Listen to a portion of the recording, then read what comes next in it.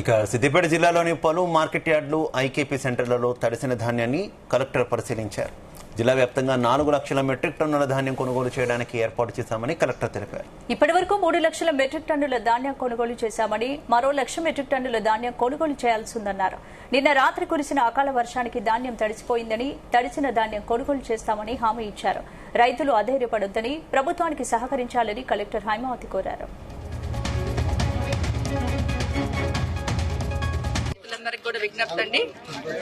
జిల్లాలో మనకి last year మనము 2024-25లో రబీ సీజన్ లో 3,81,000 మెట్రిక్ టన్నులు మనము ధాన్యం కొనుగోలు చేయడం జరిగింది.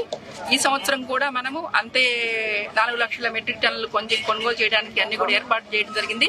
427 ప్యాక్ సెంటర్స్ మనం ఓపెన్ చేయడం జరిగింది, పీపీసీ సెంటర్స్.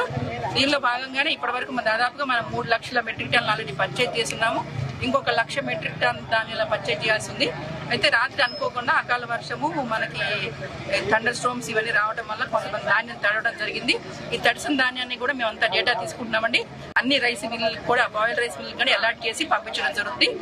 రైతులు కూడా దీనికి సహకరించాలని కోరుతున్నారండి. ప్రతి తడిసిన ధాన్యం అందరూ కూడా కొంటాము, వరి చెందాల్సిన అవసరం లేదు. కాబట్టి ఆ ఇన్ఫర్మేషన్ కన్సర్న్ ప్యాక్ సెంటర్స్ నుంచి కానీ, పీపీసీ సెంటర్స్ నుంచి కానీ, ఐకేపీ సెంటర్స్ నుంచి కూడా మేము సేకరిస్తున్నాము. కాబట్టి మీరందరూ కూడా గుర్తుంచుకోవాల్సింది కోరుతున్నాను. మీరు కూడా గవర్నమెంట్ కి సహకరించాలని కోరుతున్నాను.